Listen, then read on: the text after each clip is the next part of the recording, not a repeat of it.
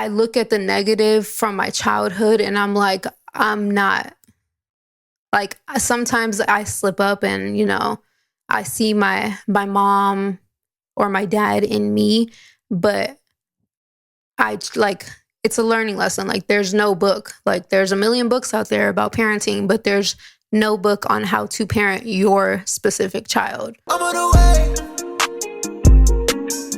I'm on the way. My vibration got too damn high. I got stuck in the clouds. I'm on the way. I'm on the way. My vibration got too high. I got stuck in the clouds. Back again, my special guest is no other than my best friend, my soulmate, my wife. Welcome back to the podcast, my love. So Hi. This topic is basically about breaking the curses that your parents put on you. And like, me and you equally have been going through things with pretty much dealing with our parents. And I feel like some things that like we're dealing with, it's like sometimes it's hard to address, but not only that, it's that we notice certain flaws within their lifestyles or their parenting or their perspective. And then when it comes to us, we're like, nah, I'm not following that perspective. I'm going to live life, you know, my type of way, my certain type of way. Like, you know, you have your situation with your parents, but like for me, for example, like when it comes to my parents, one of the flaws, like, I gotta be real and speak my truth. Like, for example, like with my dad, I feel like when I speak to my dad, a lot of times the conversations that I have with him are based around drama. And a lot of those dramatic conversations, there's two ways that I look at it. I look at it as like, you know, you're miserable, or I look at it as maybe this is his highlight. You know what I'm saying? Like maybe this is the highlight to his life. So he feels like he needs to share it and it gives him some type of relevancy to him. But for me, it's like an instant turnoff because I just feel that if I give that any energy, if I give it any type of attention, then it compromises how I feel. Not only that, when I hear, you know, negativity from my dad, it makes me feel like I've changed and I've ascended into this higher level of thinking, but this place of positivity. And my dad is stuck in this realm of everlasting indulging of chaos. And negativity. Yeah. So it's like, my thing is like, I'm just thinking about it is that when it comes to us, I feel that our challenge is to break these curses on how they affect us, but not only that, to break these curses when it comes to our children and how we treat each other. I agree. I feel like my biggest challenge as... It's cool. It's fine. You look at me. It's fine. Go ahead. I can't look at... I feel like my biggest challenge as a parent is catching myself being like my mom, because I feel like that's who, and not saying that she's not a good parent. Just like all of us, we all have good and bad, or negative and positive, or light and dark. So I feel like a lot of times I catch myself being like the bad version of my mom, and I stop myself. Yeah, I'm just trying to think, like, for example, like, I feel like as moms, we're screamers. So if I'm doing it to where it's not necessary, like if I react too fast and I scream at the kids, I automatically apologize because I know how it felt like when I was growing up and getting screamed at all the time, or being raised in a household where screaming was the way of communicating and getting things across. So I'm still working at on that 6 years into being a parent. So how did I mean, obviously I know, but how do you feel like that affects you now as like an adult? Like for example, like my dad's very sarcastic. And you're very sarcastic. So too. I became this very sarcastic person, especially when I'm annoyed or especially when it's something that I don't want to give energy. I become a very sarcastic person. But for how do you feel like, growing up where your parents scream at you, like how does that affect you now? When somebody I'm very tough, but the minute somebody raises their voice at me, like on the small occasions that you've raised your voice at me, I automatically break down. Because that's just, I guess, my inner child coming out of me. Because whenever my dad, it was mostly because my dad wasn't really the screamer, it was my mom. And I didn't get disciplined beat or anything like that, just maybe a handful of times. But when it came to my dad, I guess it was a respect thing.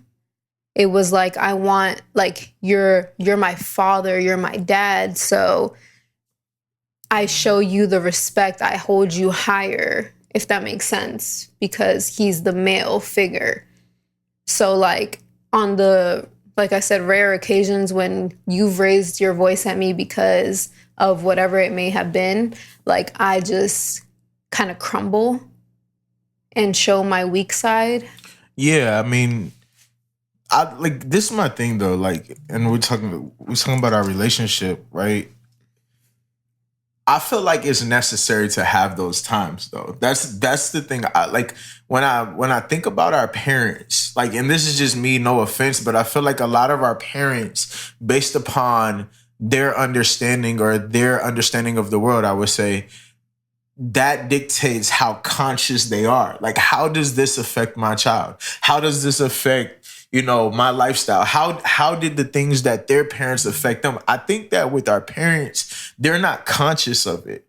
And so a lot of these things, I feel that they passed along to us. For me, when I do, when I have screamed, I feel like I've hit my point of maximum capacity of the things that I can take, because that's kind of how I am. If things bother me, a lot of times I'll force myself to suppress it. Yeah, to suppress it. And then it could be something small and then I'll just snap. And I realize that when I do that, I see how it makes you react, because most of the time I'm like this. I'm very chill. When I do talk a lot or talk loud, it's because I'm passionate. Mm-hmm. It's not because I'm angry or anything like that. It's because I'm excited. But the times that I have raised my voice, seeing how Mari reacts, seeing how MJ reacts, seeing how everyone reacts, it's scary. It's not only scary for you guys, but it's scary for me, because it's oh fuck. Am I doing something wrong that is ruining my marriage? Am I doing something wrong that's ruining my kids' perspective on me? And that's the thing, is that I don't want them to be scared of me. And that's kind of my the way that I balance my relationship with Mari, is that I don't want him to fear me. I want him to respect you. To respect me. But I feel that respect is earned in a sense of, my son has to trust me enough to respect me. So it's not one of those things where boy, you better respect me, I'm your dad. One of those things. I don't want that. I don't want him to think fear that you. Yeah, no, not even just that. I don't want him to think that I'm superior to him.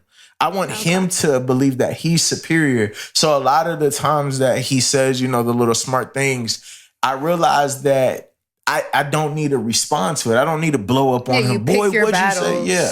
Because a lot of times he's doing it to joke. not to test. I think the theory that people used to look at stuff is like, oh, you trying to test me or she's trying to test me, with that type of mentality. But I don't think that your kids are trying to test you. I think your kids are just trying to learn who they are and learn how to express themselves. Facts. So I always say that, but I definitely see how me raising my voice has affected you. But then I also see how when it comes to things that you told me about your mama, I've seen how they've, how they've kind of like been implemented on you to the point where like certain things you complain about when I feel like you shouldn't have to complain. Like, I'm not trying to put you on the spot, but like certain things that you complain about, like, for example, like I feel that if you feel like you're doing something, you feel that someone has to work equal to what you're doing. It's like one of those things like where my dad used to be like, oh, if I'm working out in the yard, then you're working out in the yard type of things. So it's like when you clean something, you expect me to be on your same level of cleanliness. But you're not going to be. And that's the thing. It's like with me, I'm like, I'm not gonna bother doing it, and it sounds lazy because I'm gonna do it over. Not. Yeah, that's my thing. But I understand why you're that way. So a lot of times I'm like, okay, I'm gonna let you decide how you want things to be structured because I don't care about that stuff. So yeah, no, I just feel like how you said with Mari and like basically picking your battles and how you said that they're not, our parents aren't aware of, like they're not conscious enough to know that they're implementing trauma.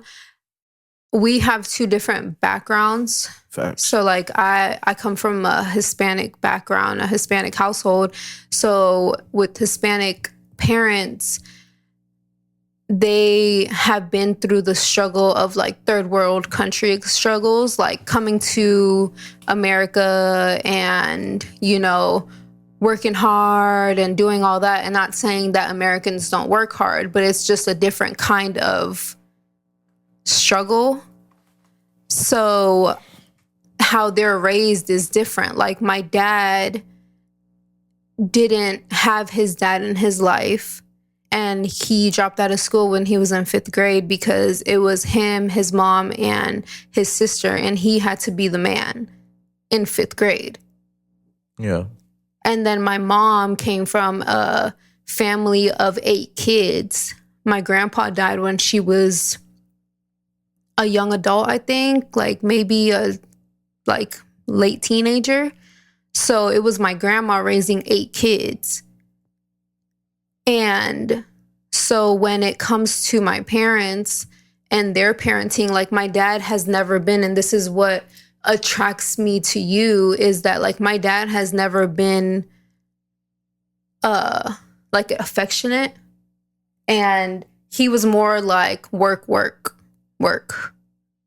And my mom was a stay-at-home mom. So anything that when it came to like disciplining me, whatever the case may be, me getting bad grades, like anything always fell on my mom. So I kind of understand, and my parents were strict. And I didn't understand that when I was growing up, just like a lot of other teenagers don't understand their parents not letting them go out at 3 a.m. because this world's fucked up. So like with the background that I come from, it's like my dad wasn't affectionate. He was more focused on work. So he doesn't really know me as an adult. Like, yeah, we had good times. Like, I'm not saying like there wasn't any good times, but like as a young adult, as a teenager, as the adult that I am now, he doesn't know me. So that affects me in a bad way, but it also makes me a better parent because I don't want to be like that with my kids. I make sure that I know everything about my kids, and I'm going to make sure that I know everything about my kids and the trauma that I've endured or the experiences that I went through with my parents, the negative ones, because that's mostly what sticks out when you think about stuff is like the negative, because it's easy. What was that quote? It's easy to put wings on a negative thought or something like that. Yeah. So like I look at the negative from my childhood and I'm like, I'm not like, sometimes I slip up and, I see my mom or my dad in me, but I like, it's a learning lesson. Like there's no book, like there's a million books out there about parenting, but there's no book on how to parent your specific child. So yeah. No, I mean I agree with what you said. I think that there's good takeaways and bad takeaways from everything. Like you said, it's easy to focus on the negative things because the negative things affect us a lot. The good things, that's why I believe that everything is balanced. If your life would have been great, you wouldn't be who you are today. And like all of us, every human being has a story to tell. And when you look back and you reflect through your journey, you can see the reason why you are so beautiful is because of the trauma. I mean, in your situation, it's kind of like you were brought in a strict home where you fear your parents. I mean, I know that personally about you, like that when we first got together, that you were afraid of saying certain things to your kid or to your parents, or even having me meet them based upon my appearance because I don't look like, what your family expected, me to look like in a sense. But then when it comes to like my parents, my dad wasn't in my life for however long. And then my mom, she lived her life however she needed to live her life. I'm not going to throw nobody underneath the book or underneath the bus, right? But at the end of the day, because of my relationship with them, because I don't look at my parents as mommy and daddy, you can protect me from the world. I look at them as equals, in a sense as you're a man, I'm a man, you're a woman, well, I'm a man. Like it's equal opportunity. We're all but adults. There's still that parent. Yeah. They're still my parents, and they might try respect, to do parents. At least. Yeah, but at some point, because I look at them as equal beings, I'm able to be real. I'm able to say certain things. Now, sometimes I'll hold back my emotions because I don't want to offend them. Like sometimes I'll hold back my emotions because I don't want to offend them. But the older I get, the more that I realize I have to be honest with my parents because it's healing me. Like when we was talking about shadow work, like it's part of shadow work, being able to speak your truth. Your biggest monster is your parents. Believe it or not, your biggest monster is your parents because your parents discipline you. Your parents taught you right from wrong. Your parents, they have expectations for you. All these different things. Your parents are your biggest monster. So at some point you have to confront them so that you no longer have any type of fears, at least in my perspective. And that's how I look at it when it comes to my parents. Like I can tell my mom, you're wrong. I could tell my dad, you're wrong. Like we'll disagree. And it's gotten to the point where, when I was younger, my parents didn't respect me. So there would turn into, some type of argument or whatnot. But I got to a point where I realized I have to just tell them what it is, and whatever comes with it, then I need to accept it because I got to speak my truth and I can't hold on to the bullshit that they're trying to force upon me. Does it make sense? That's one thing that I like about your relationship with your parents is that you're able to speak what you need to, like you're able to say what you need to say, even if it's a little filtered, but you're at least able to address it. Because with my parents is the opposite. Like, okay, I haven't talked to my dad in 2 years. And with my mom, when I try to say something to her, she just doesn't get where I'm coming from. And it's not like the language barrier because I speak Spanish. So it's like, it's more, she doesn't understand where I'm coming from because she wasn't raised like that. Yeah, in a place of empathy. She doesn't understand your position. She only understands your dad because your dad is this. And based upon like the parenting or their perspective or their beliefs, your dad is here, he's working, he's, you know what I'm saying? He's this. So therefore, your feelings are secondary to his. And I mean, by all means, because that's her husband. Yeah. And she's supposed to put him before me and my little brother. But at the same time, it's like, I'm 31 years old and I'm now telling you or trying to express to you about how I've been feeling since I was younger, and I still can't, because you hear me, but you're not listening. Or is it you're listening, but you're not hearing me? Yeah. Whichever one it is, it's like you're listening, but you're not overstanding or like you're not standing in anything. You're not understanding. You're not inner, over, or under. You just don't.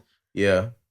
So like, do you think it's because that they don't they just care? weren't raised like that? That's the thing. It's like, I don't know. And the thing is, like, when I try to ask my mom, like I've told you before, when I try to ask my mom anything about her childhood, she makes it sound like she was like this perfect child, but I know she wasn't, because I hear shit from like my aunts or like my cousins. But like, why can't you be real with me? Like, I wish I knew like how my mom really was like growing up. Yeah. Apart from pictures, like I want to know like the bad shit. Like, I'm 31 years old, and that's really putting my age out there. But like, you know what I'm saying? Like, I'm 31 years old. I have kids. I have 3 kids of my own. I'm not a child anymore. So like, why can't I know my mom? Why can't I know my dad? Like, I know limited information about both of them. So it's like, I don't really know my parents. My parents don't really know me. So maybe that's the thing. Maybe it's like, oh, well, you know, I don't know how many ex-boyfriends my dad or my mom has. Like, I could not tell you. But but see, like when I think about that, like in comparison to my parents, like I just feel like for me, I feel like that's kind of a good thing. With me, I've known all my mom's boyfriends. You know what I'm saying? With my dad, I've seen my dad before he got married to my stepmom. Like I've seen this, but when I hear you say that, I think about how, like in comparison, like when I hear you, it's like some things that you say, I'm like, man, I kind of wanted that. But then when you... But why? Because when they're no longer here, how, like... Okay, so if I was to sit here and say, like, one of my parents died, what the fuck can I say at their funeral apart from the shit that I've experienced? I can't, like, you know, you see those videos online, and yes, I know it's online, but like, you see those videos online of like people that have good relationship with their parents, and they're like, oh, my dad, when he was younger, he used to love the Corvette and blah, blah, blah. Like, do you know what I'm saying? Like, I can't say shit like that. Like, I only know what about my parents from when I lived with them until I was 16 when I left. And it's like, from then, like, I only know what they show me because I wasn't experiencing them every single day, like, for, like, after that. Do you think that gives you like the security to where you feel like, see, I can't even say that because I know. That's the thing, is like, for someone like me, I look at your situation, I'm like, oh, I wish, you know, my dad and my mom were together and this and that. But then I'm like, maybe I would be scared of my parents. Maybe I would be forced into a lifestyle that wasn't beneficial to me because, yeah, I know all my mom's boyfriends and shit like that. But when it comes to speaking of my mom and my dad, they're very relatable. Like, I can tell my dad, you know, I'm going through this. I can tell my mom, yo, you know, I done fucked around and did this. I done did this. And she'll tell me her story. Like, oh yeah, when I was young, you know, I messed with this person or da-da-da. But then my parents are young too. So a lot of the decisions that they made... My parents are not that old.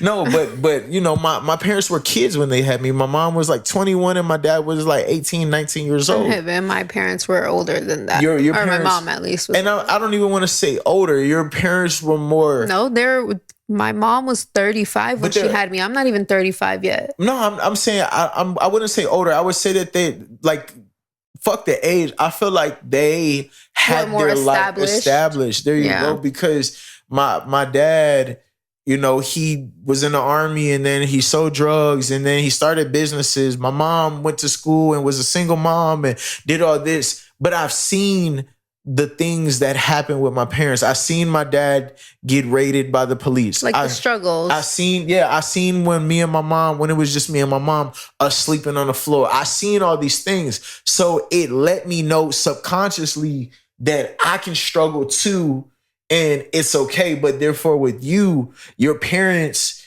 they kind of were already having their shit together and it was them together. Yeah. In a sense. Yeah, but coming from a 2-parent household isn't always the best. True. Like, I want to say, like, I know a lot of 2-parent household kids that are fucked up. Just because you have 2 parents doesn't mean that the household is all happy, like the Brady Bunch kind of, like, household. There's a lot of people that are together just because they have kids. And I'm not saying that's my parents' situation, but there's a lot of people that are together because they have kids, because they're complacent, because they're just used to each other, because it's just like a whole bunch of, it's less expensive to be together than to be divorced. Like, there's so many situations, but that's the thing about you having the relationship that you have with your parents and the respect that you have with your parents. That you respect them and they respect you as an adult. Because I feel like to my parents, I still look like a child in their eyes. Like, I'm still a child in their eyes. So like, everything you do is wrong in a sense. Like, you're never doing something right. Yeah, and I'm never going to grow up. I can be 40 years old and I'm still going to be treated like a child.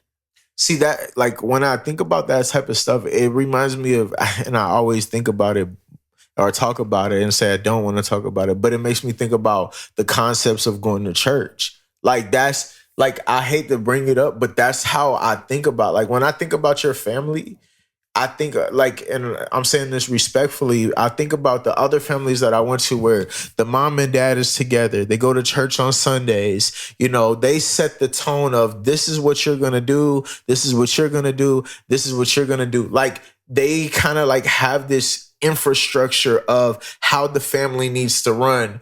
And then those kids are constantly trying to please their parents, but secretly are miserable or, you know, got some type of, you know, bullshit lifestyle on the side that they don't want to talk about. And I feel like it just reminds me of like that whole like church thing. Like, I remember you telling me when you was younger, y'all went to church, right?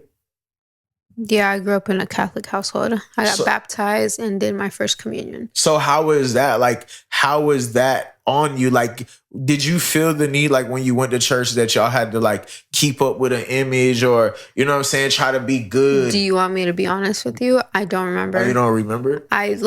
There's certain things, I think I've blocked out a lot of my childhood and I remember stuff through pictures. Like, I remember my first communion because there's pictures of it. I don't remember. Like, I know my little brother was like 2, maybe 1. He was in that little swingy thing. So maybe he was 1 year old. But like, I don't remember. Like, I remember going to church on Sundays and sitting up, standing down, kneeling. And then I would tell my mom, like, I don't like going to church because I have to stand up and kneel and sit down. And it's just, that's constantly what we're doing. Yeah. And then like, but when my little brother came along, we kind of stopped going to church. Like, I don't remember going to church after that. And my parents are like, they're still Catholic and they're very like religious, not like how Christians are very strict about it. Yeah. But it was never really like that much in my household, like a strict thing in my household. But you saying like, sorry, trying to go away from the church stuff. No, but ahead. Like you saying like that you feel like people, like the parents try to keep an image and then like, you know, your child has to do this, your child, and then the pressure of that. Yeah, it's like a competition, like a seat. Like that's how it used to be. That's how a lot of religions are. Not religions. That's how a lot of Hispanic families. No, a lot of like no, because it's a lot of Asians. It's a lot of like Middle Eastern. A lot like, of families. No, but what is it called? I'm drawing a blank on the name. Not heritages, but like cultures. Yeah, there you go. Cultures. Like a lot of cultures are like that. Like they're very strict and like it's like, oh, my son's gonna be a doctor, and like I think that's also kind of where I fucked up my relationship with my parents, because I was kind of the rebellious kid. Like I left my house when I was 16, and like that put a lot of pressure on my little brother. And then now my little brother is going through the stuff of being like an adult and, you know, whatever, navigating the world. So I get the whole like, you know, you're going to do this and you're going to do that. And then the pressure of everything. But that's kind of why with our kids, I don't want to do that. Like our kids are into gaming right now, and that's fine with me. Like other people would be like, oh, they need to be outside. And like, I get it, but I'm not about to sit here and make them or force them to be outside if that's not their thing. I also feel like when it comes to that, like my thing about with our children, I feel that the best thing is to be involved. If people are saying like, oh, they need to go outside, and we used to do that. Y'all don't go outside. Y'all don't go outside and do any of that. So how can you expect you expect your kid to go out and be this adventurous person, but you spend all day on your phone, you know, procrastinating and living a false identity. But anyways, I feel that with our kids gaming and stuff like that, I feel that what our strength is that we try to get involved. Okay, this is what you like. Like I can force sports on my son. I can force, you know, ballet and all these other boxes on my children. But then what about how do you get to know your child? Like with me, I know that my son likes, like when he plays a video game, weird stuff. It's not even weird. I think that is dope, because when he plays a video game, he tests the limits of the entire game. Oh, I'm not talking about the video games. I'm talking about the other stuff he likes. Yeah, but like Poppy playtime. he tests the limits, right? And that lets me know that with him testing the limits, that he wants to understand how it works.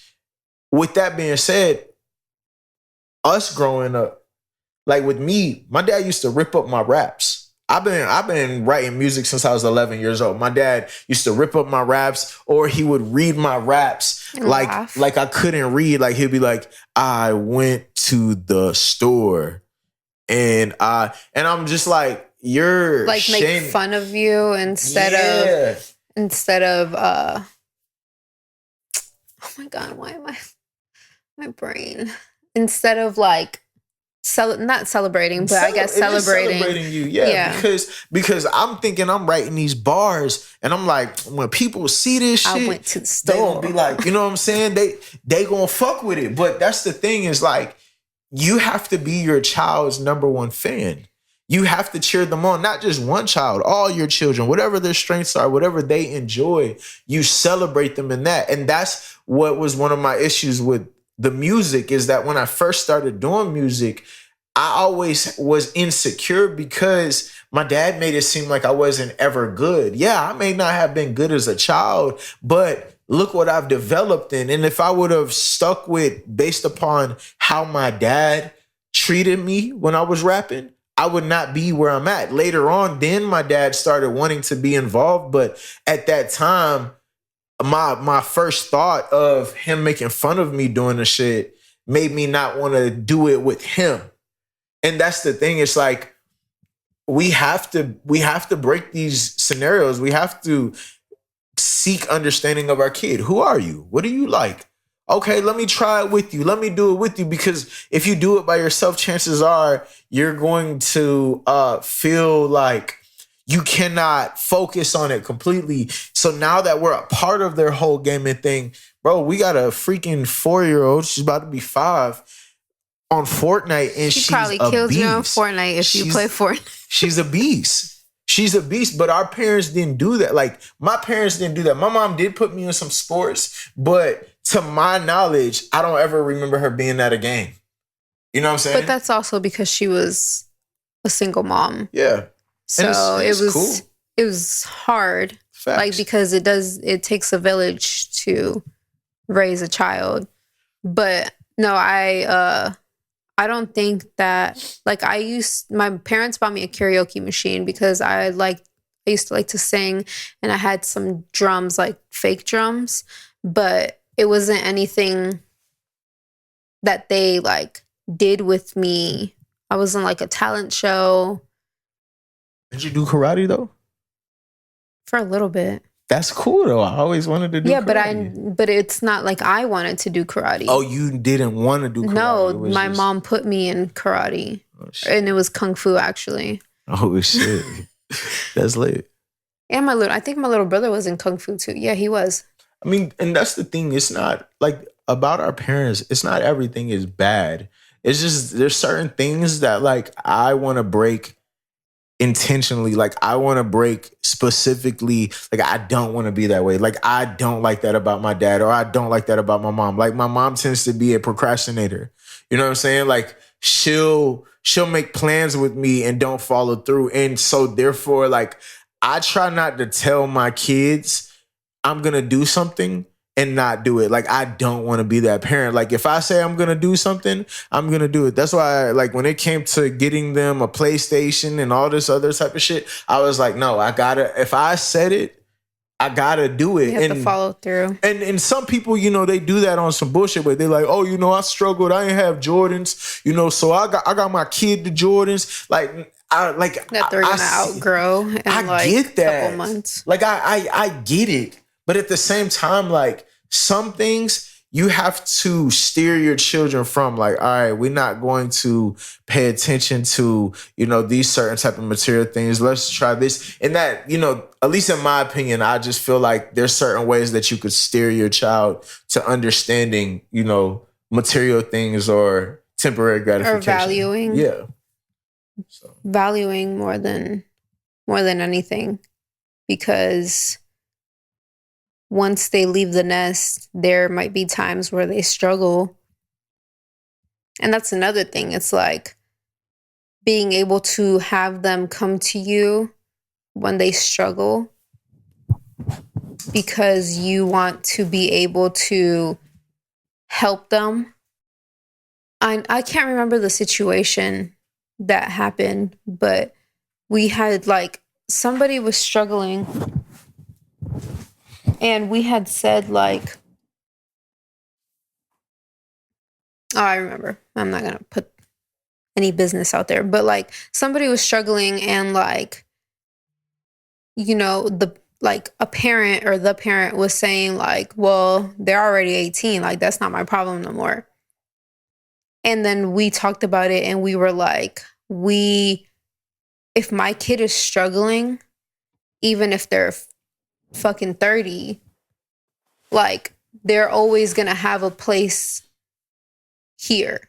Like if they need to get back on their feet, like why would we let our child be out there trying to figure out where they're gonna sleep and like when their next meal is gonna be? Like as long as we're alive, that's not, and we have it, that's not gonna be a problem. And obviously not to the point where you're like I said, like inebriating them, like where they're just fucking being lazy and they're just sitting on the couch not doing shit. But like, oh, you mean enabling? You said inebriating. What does inebriating mean? I forgot right now. I can't think. It's not inebriating. Sorry. Enabling.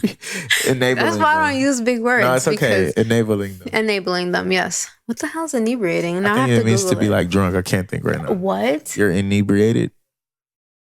Yeah, I think it's to be drunk. I mean, you could use that. That's what that inebriating is lit. No. You can use that. You can use that. No, but oh my gosh, no. Yeah, not to enable. Enable. Can you edit that? Nah. Enable. I'll just do my mouth. But yeah, not to enable them. To enable them to like not want to do anything, and you know, yeah. No, I get it. I just. I agree with that 100%. I feel like your kids need to be your team, right? And everybody looks at I like when it comes to parenting, I don't look at my children as something that I own. I don't own them. I'm their teammate.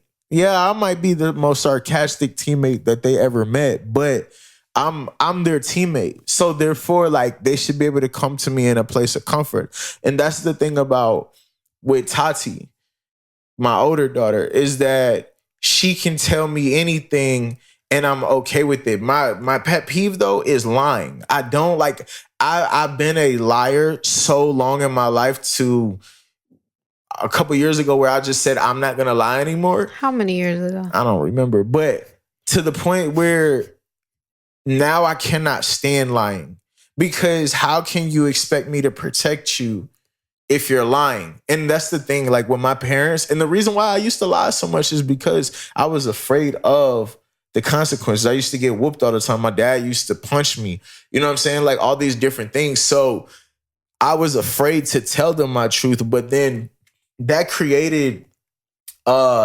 defiance within me where I became this person where it was like, I don't give a fuck. Like, I don't give a fuck what you think of me. Like with my parents, like my dad forced me to drop out of school. I didn't want to drop out of school. My dad forced me to. And that was the thing is like, I was always forced to do things that I didn't want to do because that's what they wanted me to do. So at some point, even though like I developed that and I seen their flaws, but I think that it took me to see their flaws. I had to look at my parents and say, nah, this shit ain't right. Nah, it ain't right that my mom hit me with the belt like this. Nah, it ain't right that my sister's screaming like that. Nah, it ain't right that my dad is sitting here punching me. Or nah, it ain't. I had to notice that for myself because a lot of people don't notice that their parents are in the wrong because they think like, oh, my parents did it and I turned out great, so I'm going to do it to my kids. No, that's bullshit, bro. Like for me, that's bullshit because when I look at my son, there's no way I want my son to scare me. My dad used to raise his arm and I used to Scare flinch. you or be scared of you? Oh, sorry, be scared of me. My dad, I used to be so afraid of my dad to the point that every time that he would raise his arm, I would flinch. And he thought it was funny. He thought it was funny. Mm-hmm. You know what I'm saying? So like even now, like I get antsy close to my dad because my dad used to do sneaky shit. He used to be like, oh, you know, how was school today? And something bad could have happened to school that I was going through, but because my dad was not conscious of me and my feelings and the things that I was dealing with, he didn't give a fuck. So therefore, I didn't want to tell him. And I'd be like, oh, it's good. Because I was scared about how he react. And then he would sucker punch me on my face. His perspective on it, though, is that I was making a face.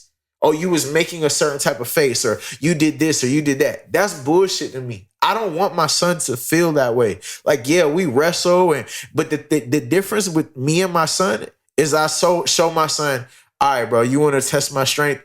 I can use 2 fingers and make you fold. So I'll poke him.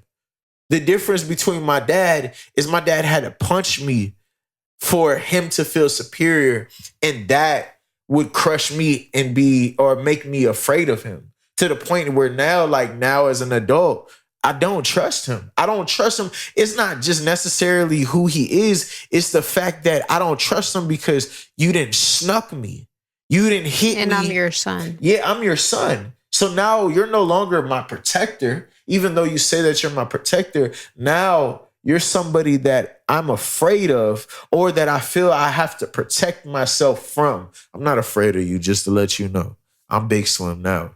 But in general, I just don't feel that I can trust you, even with my mom. My mom let me down so many times where she was supposed to come through and she didn't. So therefore, I don't trust her on the sense of, oh, I can trust my mom. Depending on her. Yeah, like if I'm in a tough spot, it's crazy. She's not going to be the first person you call. And it's like, I love my mom to death. That's the crazy thing is because when we've been in a tough spot, my mom is the one who I call. Facts. And like, And it's crazy to think that like you have a great relationship, not a great relationship, but you have an open relationship with your parents where you can speak your truth and be honest with them. And like, whether they like it or not, you say what you need to say. But with me, I don't. But with your parents, they're not very dependable when it comes to like being down bad kind of thing, because they have their own stuff going on.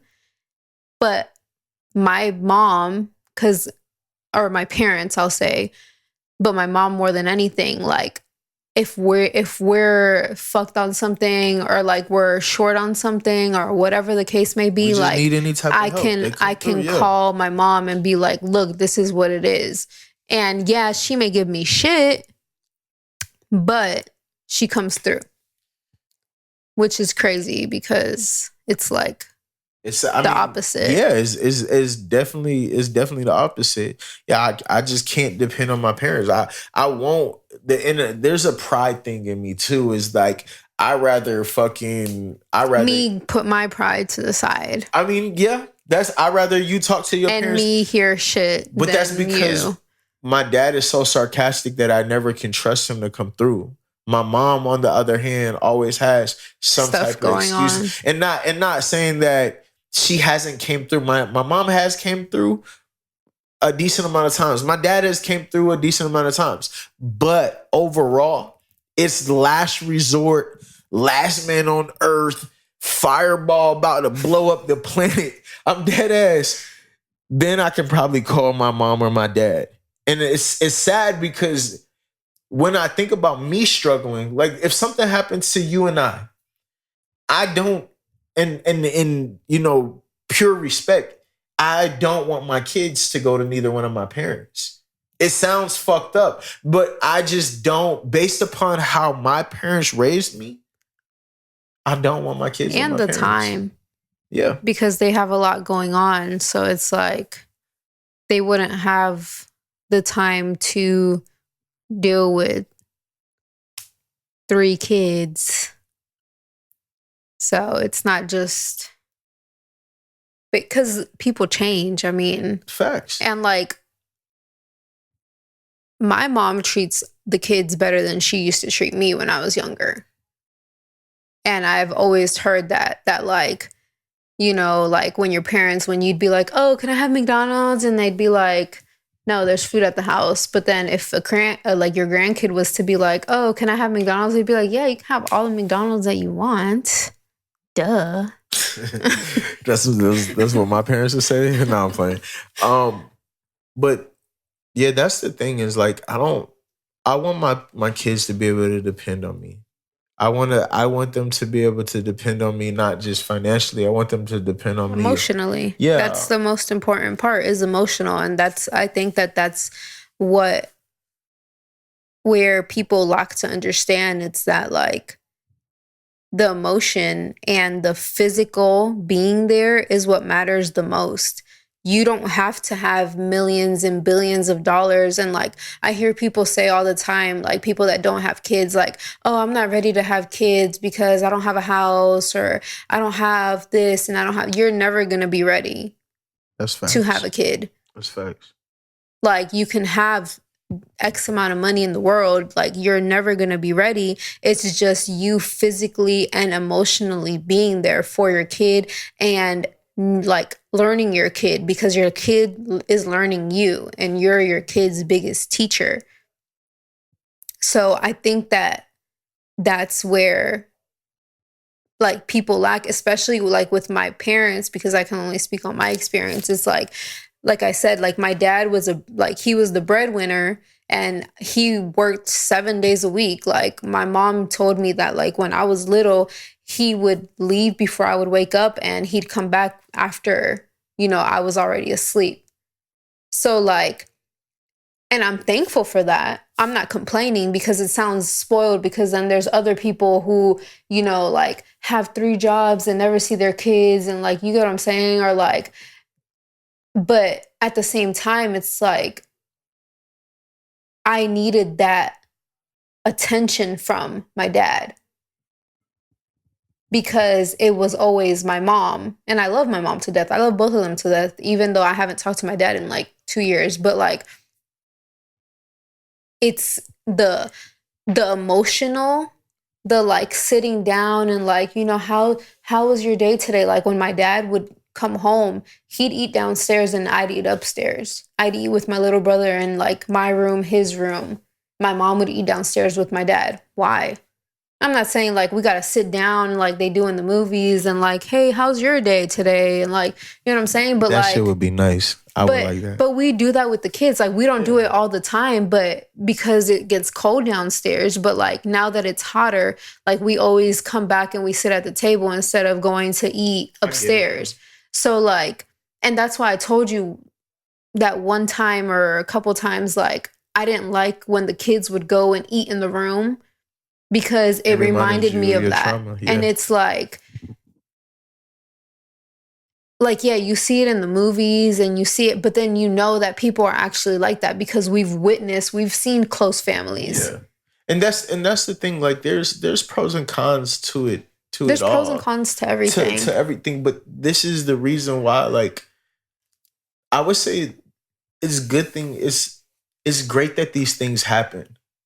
I think that it's great that we went through these certain things because then we can say, all right, well, I want something better. Like if you didn't deal with your dad being that way, and like it's much respect to him, right? It's much respect that you're that way, no matter where you guys stand today. But if you didn't get that relationship with your dad or have that relationship with your dad, you wouldn't have me. Yeah, because I'm totally the opposite from that. I'm hands-on. I believe that the family should be always close.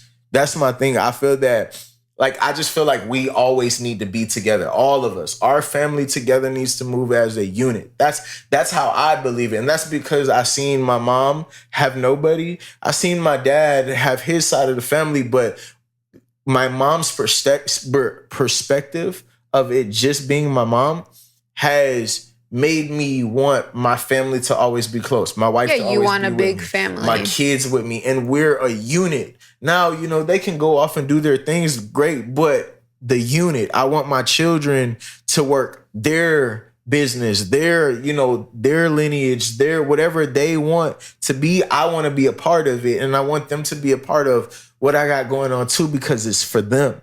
Like, that's just how I view it. But if you didn't go through that with your dad, and I didn't see my mom grow up the way that she grew up with me, then this would not be established. So I'm thankful for the sense of that happened, because, and that's kind of like the spiritual side of things, is like, okay, this happened so that I can have this relationship with you and the relationship with my children. If not, then we wouldn't have this shit entirely. Yeah, and we're complete opposites too. We are. Now that, I mean, I've always known that, but talking about it, like, we grew up completely opposite, which also works and balances, because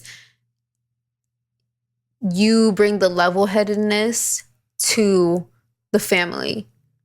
Like, I'm more like the panicker, like, facts. Oh my God, this is happening. Oh my God, it's the end of the world. Like, what are we gonna do? But you're more like okay, let's take a second and think about it. Everything is gonna be okay. And I'm like, how can you say that? Like, the house is on fire. But that's the thing, is I'm learning to be more of a thinker before than a reactor. Yeah, because I mean, I used to be a reactor though. I used to react more off my emotions. Yeah, but you were wait, what do you mean? Like, you're it just like in general, everything was just more emotional for me. Like, I am highly emotional, right? Very. But Aquarius. But the fact now is that now I'm more in control of my emotions, because I don't think that everything needs to be over emotional or have a reaction. Because I think that it needs to be structured. That's kind of the thing that you taught me, is like, you've implemented structure in my life, but you've taught me how to structure my emotions so that when I address something, I don't have to just jump out and do this. Everything used to be an emotional a response for me. Oh, I feel this way. I feel that way. Like now it's more like, okay, yes, I feel this way, but why do I feel this way? And then how do I proceed to move forward with this emotion? That's my perspective on it, because if I give too much emotional to some type of situation, it will compromise me and make the fire even bigger. I just think that everything is necessary. The only thing that I noticed, like, and this is what I noticed, is I noticed that based upon how your parents raised you, that you're emotional when it comes to like life, but when it comes to like our relationship, you're the less emotional one. Like, let's do this. I don't want to say emotion. I want to say affectionate. Like you are affectionate, but you're affectionate like in your own nature. I'm overly affectionate. I'm a very affectionate person. So I like hugging. I like kissing. I like, I like. Now, what's where your ring at? Chill out. I like affection, and I don't know if. I don't remember seeing my dad and his wife kiss that often. I don't remember seeing my mom kiss that often, or kiss her boyfriends or whatever that often. I don't remember that. But I just know that when it comes to me, that I'm very affectionate. Maybe my mom did used to be affectionate. Maybe that's also because of the lack. So then you over compromise? Not compromise. Maybe, I don't know. I don't know words now, so but no, I get what you're saying. Overindulge. And it's crazy that you said that, because I was just thinking like about parenting. Like I get overstimulated when the kids are like all over me, because I'm not used to that. So I'm not used to the affection, like how you're saying. Yeah. Like, I care. I'll tell you I care. I'll show you I care. But when it comes to like showing you in that sense, like that's where I know I lack. It's not one of my like love languages. Like affection is not, physical touch is not one of my love languages. So like, I know that it affects like you, and it might affect the kids. I still hug them and stuff, but like, MJ coming to me like every 5 minutes, like wanting to hug me or like sit on my lap. And I'm just like, I'll do that for a little bit, but then I'm just like, okay, like that's enough. Like some people might say that is bad. I don't think that is bad. No, but sometimes I feel bad. And like I seen something, and this is like the good and the bad about the internet. What I like about the internet, and maybe why also I feel like a lot of our generation is healing or trying to heal, is because the internet is there to know that you're not the only one that's going through something or feels a certain way. Because I'll see a lot of posts and I'll be like, oh my God, like I feel that way too. So I don't have to feel bad. So like I'll see mom post like, oh, who else gets overstimulated because they didn't grow up in an affectionate household. And I'm like, that's me. Like, I feel bad when it's happening sometimes, but it's not like I'm sitting here like pushing my kids away, like, get the fuck away from me. Or, like, do you get what I'm saying? No, like, facts. Like and I'll tell them I love them. Like, we have our handshake. Like, you know what I'm saying? But I'm not like, oh, come here. Like, let me just hold you on my lap and on my hip all day. Like with Milan is different because she's a baby. Yeah. But then like with them, it's like, it's gotten to a point where I'm like, okay, MJ, you don't have to sit on my lap all day. Like, it's okay. Yeah, I mean, I used to be that way. I was that way with Tati. What, overstimulated or? Well, yeah, because it was. But you were young too. Yeah, and it was like me and her versus the world. That was my idea of me and my daughter. It was me and her versus the world. And then like now, I'm like, I can't be over that way. Not just saying that, but I realized how that kind of affected her. And then the thing about it is that we have so many fucking kids, right? That it's not that many. It's hard to give that much affection to all three of them. So it's kind of like sometimes I find myself pushing them away, like, yo, you on my face, get out my face, right? But I don't think that necessarily makes you a bad parent. And I think like I feel that when it comes to the internet and stuff like that, I feel like those boxes, oh, this, and that, like you can say this is a bad parent or that's a bad parent or a good parent. But back to what you said, there's no handbook on it. So everything is trial and error. We're learning this. Whatever is the issue with you and our parenting and me, right, with our kids, it's on them to notice it and be like, okay, I don't want to be this way or I do want to be that way. Like it's all on you.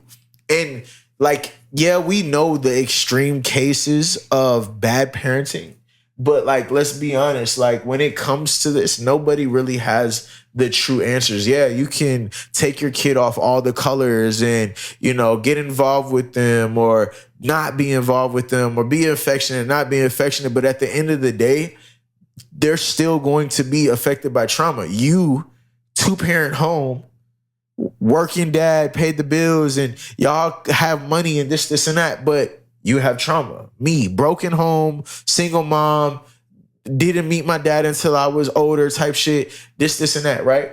Still trauma. But outside of the trauma, there was things that we learned along the way too, which was great. And back to what I said, which were necessary. I remember good things about my dad also. I remember me and my dad fishing. I remember me and my dad drinking. I remember good times. I remember me and my dad having lobster tails. I remember all these things. My dad teaching me how to make pizza, sushi, all these things. I remember these things from my dad. I remember going to the fucking Six Flags with my mom for the first time. I remember my mom throwing me birthday parties. I remember all these things that were good, but the traumatic ones have played a big effect on my life to the point where I had to learn from them and then apply the different or the better outcome to my life. So. Yeah, and I think that as parents, we try to avoid implementing trauma on our kids. Is implementing the right word? Yeah. Okay. I'm just going to use baby words, putting trauma on our kids, but it's kind of unavoidable because if you sit here and you just like try to have this perfect household, when your kid gets to the real world, that's when the trauma is going to really hit. But with us, because we've had trauma, we know how to handle certain situations. And then we look at it like the trauma that we've went through and we're like, we don't want our kids to go through this trauma. If my kid's biggest trauma is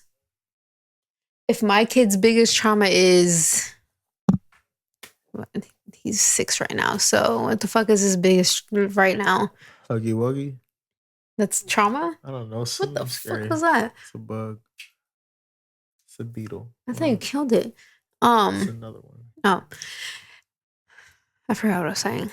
You said if his biggest trauma is what? I don't know. As a 6-year-old, what's your biggest trauma? I don't know. We gotta ask him. Bring him down here. So I get it's just unavoidable. That's the thing. It's just unavoidable. We're all going to see flaws in our parents no matter how hard they try. So like your like I said, like see flaws in you. Yeah, like it's just unavoidable. We can't please everybody. Our partner's gonna see trauma, like flaws in us, like our friends, our parents, our kids. So it's unavoidable. So you kind of have to like just do the best you can. That's all you can do is just do the best you can. And explain to them, kind of like how you had the conversation with Tati, like, look, this is why I had to do this. This is why I had to do that. And like, she may still not understand it. She may not agree, but at least she knows. And that's another thing, like going back to the whole story thing and like how I said, like, I don't really know my parents. Like, I want my kids to know me.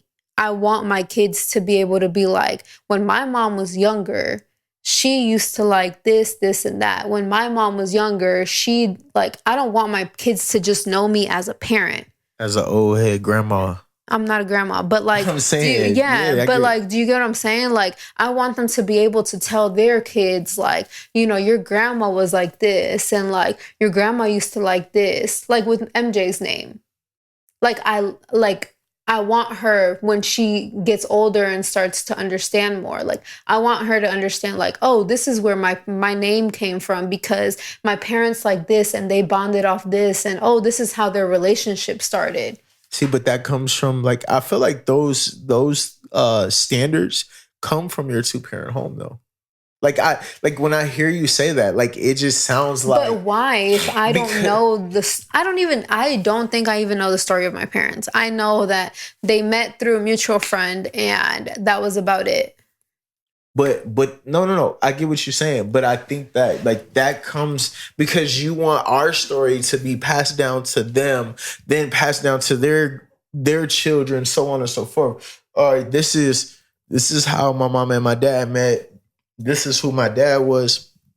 Like, you want your story to be passed down and them to know of you. You want your name to be passed down to your children's children. But so why wouldn't you? Know. No, you should. You definitely should. I agree 100%. I think that's a good thing. I don't think that a lot of people who are raised the way that I was raised think of like they don't want that for themselves. Our culture, like my culture of people, a lot of them don't think about that. They don't think about, you know, like naming your kids a certain type of way with meaning and this and that. Like everything when it comes to like how the people I've grown around, they don't look at the strengthening or the longevity of the lineage. They look at temporary gratification and this is now. Like that's all it is for a vast majority of them. But when you say stuff like that, I'm like I agree. That's what I want for our children too. I want Mari to know, you know, what his name means. I want them to understand what swim means, but I want that to be passed down also. But a lot of people don't have that. And that's the good side of you, even though you don't have that with your parents, even though you don't have the understanding of like who your parents were. Yeah, it's the wishful. You still have the structure, the tools. Thinking. I don't know if that's. You still have. I'm like questioning myself, but yeah, I agree. I just like, I don't know. You just look at your life and you kind of have to like pull it apart. You got to go through it. You gotta look at it like a Rolodex and, you know, go through all the information and say, oh shit, I remember when this happened. I remember you have to just go through it. And that's back to what I said, shadow work. Like we talk about it. These are the things that people have to do. You have to do the shadow work. You have to go back and see all this stuff. You don't remember your past or you don't remember your life until you think about it. So the more that you think about it, the more that you're going to remember good times and bad times. And then understand it. The first step of being a better person is forgiving yourself in the past. That's the first step of shadow work, is forgiving yourself. Of the trauma that your parents put on you, you got to forgive yourself for even going through it because you didn't know any better. You still don't know better now. So you have to start with forgiving yourself to say, hey, I'm sorry that I allowed myself to go through it. I'm sorry that I went through it. And then you proceed and then you say, I forgive you. I forgive you, the person who hurt me, for doing it because you were growing also. You were learning as a human being also. And then you can move forward with and you were doing the best you could. Yeah. That you thought. That's all we can say. Like I said, your parents, even though they may not be consciously aware of your feelings, in their mind, in their perspective, they still felt like they do the best or did the best. They love you in whatever issues they have. Oh. That's whatever issues they have, whatever your dad is struggling with, whatever my mom, we don't know their perspective. We don't know what that affected them. So the best thing that we can do is forgive ourselves, and then forgive them and then move forward. How can we make the situation better? The best bet or the best thing to do is to love completely. Like, and that word love is so hard to like define, but you have to love your parents even through that trauma, even through the fucked up shit that's going on with you and your dad. Even whatever you think about your mom.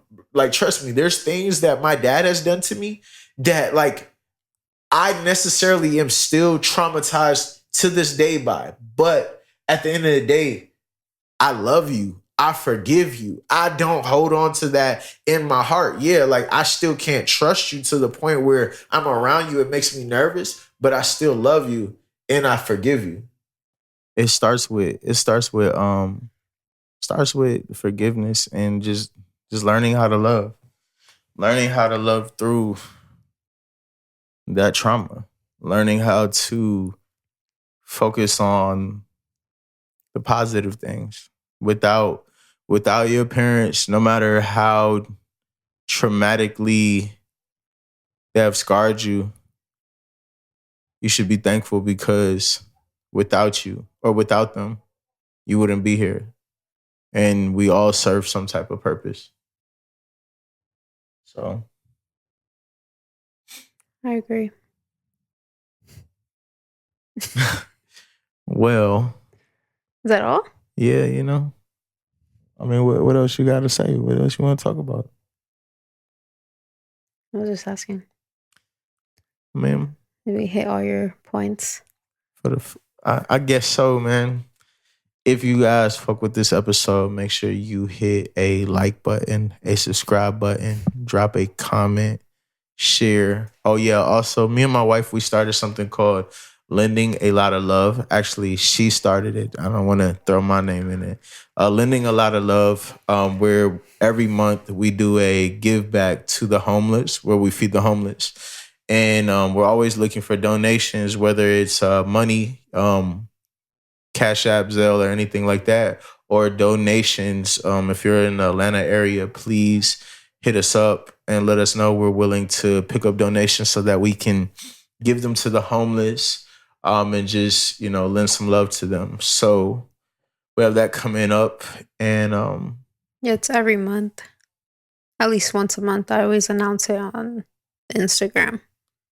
So if you are looking to lend some love, that's Lending a Lot of Love on Instagram. And yeah, so till next time, peace, love, and light.